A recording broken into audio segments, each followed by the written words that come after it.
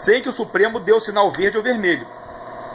Tudo que estiver no Brasil de ser feito tem que estar de acordo com a Constituição. E quem é o guardião da Constituição? É o Supremo. Só que o Supremo Tribunal Federal hoje se arvorou a dar o golpe. O Supremo Tribunal Federal quer dar o golpe, quer governar o Brasil. Eles hoje são os ditadores do Brasil. Eles querem dizer o que nós temos que fazer. Nesse momento, então, o dono do poder somos nós.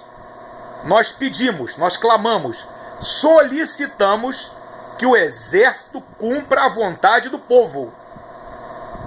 Quem manda no Brasil é o povo. É o povo que paga imposto. E eu, como militar, eu sou seu empregado. Você, João, Maria, José, Pedro, Antônio, você dona de casa, você trabalhador, você paga imposto. E o teu imposto é o meu salário. O teu imposto é o salário do oficial da Marinha, do militar da Aeronáutica, do funcionário público civil e militar, dos deputados, senadores, dos juízes. Nós somos servidores públicos, mas também somos povo. E como povo, o povo exige que a sua vontade suprema e soberana seja atendida. 30 dias que o presidente Lula está lá no prédio da Polícia Federal em Curitiba, cumprindo uma pena que, no nosso entender, não tem razão de ser, posto que o presidente Lula é inocente, foi condenado num processo injusto, sem prova, aliás, sem crime tipificado, num processo de muita pressa, que foi contrário a todos os outros tempos de processos já julgados por um juiz singular em Curitiba, da Vara Federal, assim como também pelo Tribunal Regional Federal da 4ª Região. E uma pressa extrema na sua prisão. Não deixaram sequer o presidente Lula encerrar todos os recursos que tinha direito no Tribunal Regional Federal da 4ª Região para contestar a sua sentença, o acórdão que eles proferiram da sua prisão. Assim como também não foi em nenhum momento justificada essa prisão em segunda instância. Porque se é verdade que pode se prender em segunda instância, também é verdade que a decisão do Supremo exarada em 2016 determinou que haja justificativa para uma prisão de segunda instância. E a justificativa tinha que dar conta de saber qual era o risco que o presidente Lula estava oferecendo à sociedade brasileira e também o risco que estava oferecendo à tramitação dos seus processos. Isso não foi colocado em nenhum momento. Simplesmente mandaram prender o presidente Lula numa forma apressada, assodada, exatamente para tirá-lo do convívio da sociedade brasileira e das relações políticas. E com isso, claro, quererem afastá-lo do processo eleitoral de 2018, já que o presidente Lula é o favorito nesse processo eleitoral. Em qualquer pesquisa de opinião que se faça, inclusive depois da sua prisão, o presidente Lula tem o dobro dos votos do segundo colocado. Soma-se a isso o fato de que o presidente Lula é a esperança do povo brasileiro, a confiança do povo brasileiro, que quer votar nele, que quer que nós o defendamos, que viabilizemos a sua candidatura. Portanto, nesses 30 dias, eu quero fazer um protesto aqui e, aliás, fazer mais uma vez um pedido que ele tem feito reiteradamente ao juiz Sérgio Moro. Cadê a prova que me condenou? Cadê as provas que me condenaram? Até agora, nenhuma prova foi oferecida para a condenação do presidente Lula. Aliás, só foram oferecidas provas que dão conta da sua inocência.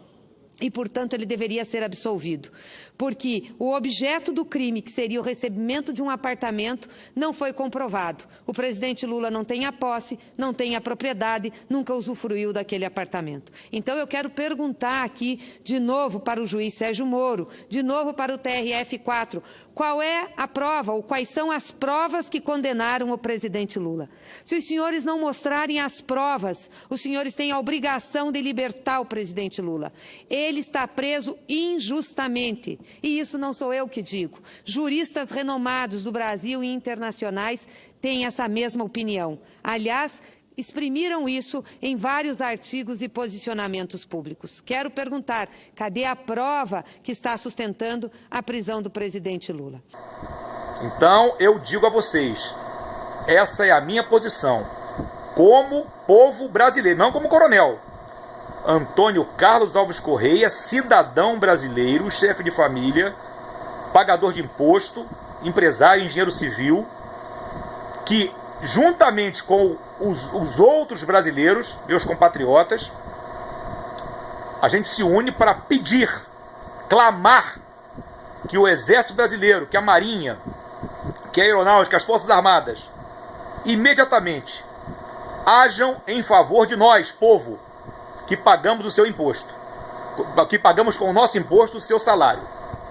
Nós, povo brasileiro, somos o dono do poder. Não é o Supremo, não. Não é o presidente, também não é o Congresso. General Vilas Boas, com todo respeito à minha continência ao senhor, com todo respeito, o senhor tem todo o meu respeito. O senhor é um grande líder, está sabendo muito bem conduzir a situação crítica do nosso país. E em nome do povo brasileiro, como cidadão, não como militar, como cidadão brasileiro que sou, no pleno gozo dos meus direitos políticos, porque eu estou na reserva, há 9 anos na reserva, 9 anos, acompanhando aqui no Rio de Janeiro o clamor do povo brasileiro aqui, do povo carioca, a violência que graça aqui. O nosso general, amigo nosso, comandante militar do leste, não podendo atuar como se deve, porque ele está amarrado por um comunista, que o general está avisando, ele avisa para o traficante o dia, a hora, o momento que as tropas legais vão subir o morro. Ele está dizendo isso, ele informa, quando todos nós militares sabemos que uma ação de sucesso é uma ação de surpresa. E ele diz isso e vende o nosso exército. E aí ficamos nós desmoralizados perante o povo que não entende nada de operações militares por conta de um incompetente, como é o ministro da Defesa. Eu posso falar isso porque eu sou povo. Eu não sou mais nativa, eu sou povo. Eu sou um cidadão. Pelo menos 8 crimes essa mulher cometeu. Foi acionada pela Procuradoria-Geral da República e a mesma Procuradoria teve a capacidade de arquivar estes crimes, alegando que ela apenas fez uma manifestação política e que não teria de fato infringido lei alguma. Isto segundo a Procuradoria-Geral da República. O que é que eu estou dizendo para vocês, meus amigos? Parte do sistema luta em favor de Lula e parte do sistema se defende. Eu vou repetir. Parte do mecanismo luta a favor de Lula e a outra parte se defende. Por que se defende? Porque não luta contra, porque não se manifesta contra, mas apenas se defende.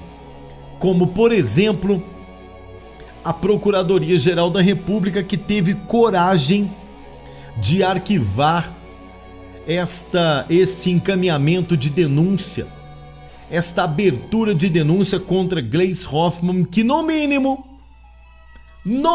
cometeu 8 crimes, repito, no mínimo 8 crimes contra o dispositivo de soberania nacional.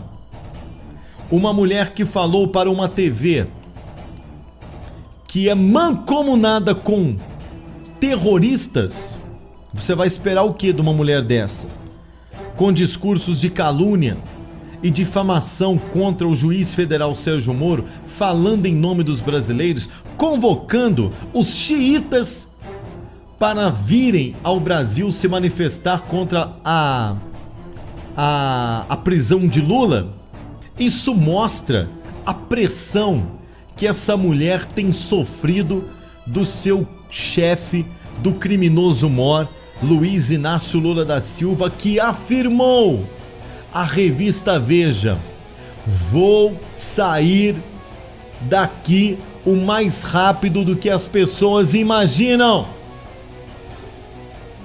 O Brasil vive a expectativa, inclusive agora, deste processo do Supremo Tribunal Federal, que começou inclusive a julgar virtualmente o pedido de soltura de Lula.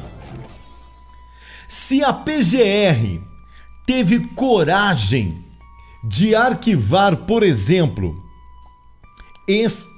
este vídeo criminoso de Gleisi Hoffmann, colocando um Brasil inteiro em risco, não podemos aqui de maneira nenhuma desacreditar da possibilidade de Lula ser solto a partir da votação em secreto da segunda turma do Supremo Tribunal Federal no tal julgamento virtual.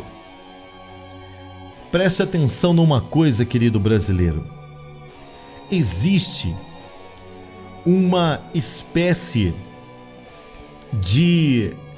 Como que eu posso dizer para você, para que você me entenda o sentimento do meu coração, e quando eu falo isso com muito temor e com muita tristeza no meu coração. Mas existe uma malignidade neste sistema.